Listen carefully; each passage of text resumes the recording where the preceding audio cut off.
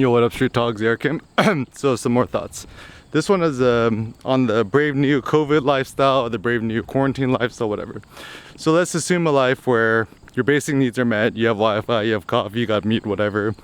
What is you to do with your life? There's nowhere to go. There's nowhere for you to flex your new Mercedes, your Beamer, or your Lambo. There's really no need for fancy watches because you ain't gonna go nowhere. And so I think the question for me is, how do you balance this notion of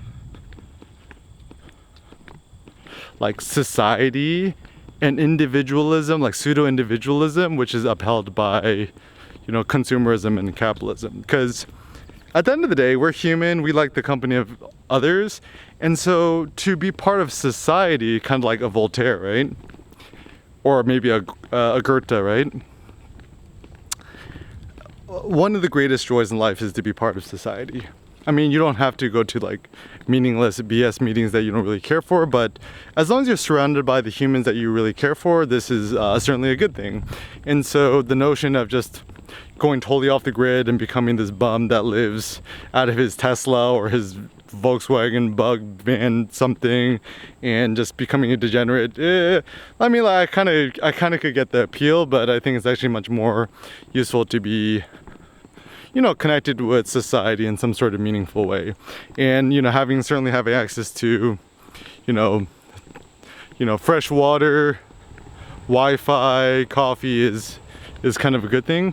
And so I find the whole COVID thing so interesting because it's really a ripe time for us to challenge our own value system, our own morals and ethics, and just the way we think society can and should be run. And especially as living in Providence, but now here in Westerly, it's kind of more the countryside to me.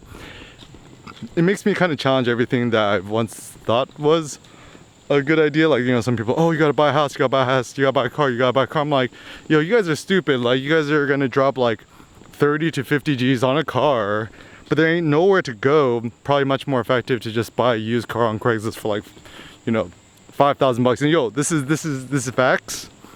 I have not bought a car. The last car I ever bought was when I was in college in my senior year. I was 21 years old. I bought a 1990 Miata red convertible, 2-door, 2-seater. I bought for $2,500 in cash as a student. No power steering, no AC, whatever, and that's the last car I've bought. And now I'm 32 years old, haven't bought a car for 10 years and haven't really owned a car. Borrowed some family cars here and there, but yeah, the no car lifestyle is the better lifestyle, right?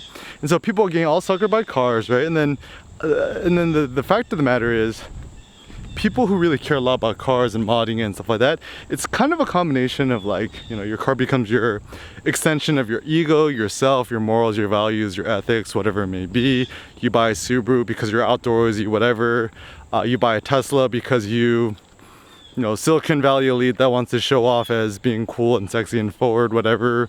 Or you mod out your Subaru or your WRX or STI to just increase your masculinity, whatever it may be. But to dump your money into metal seems like a bad investment.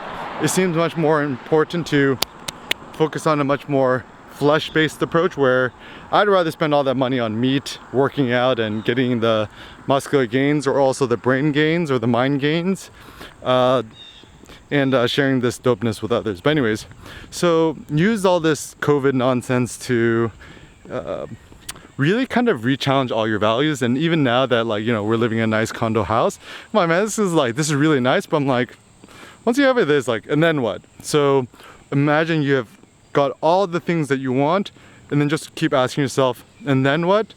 And never stop advancing and pushing yourself forward.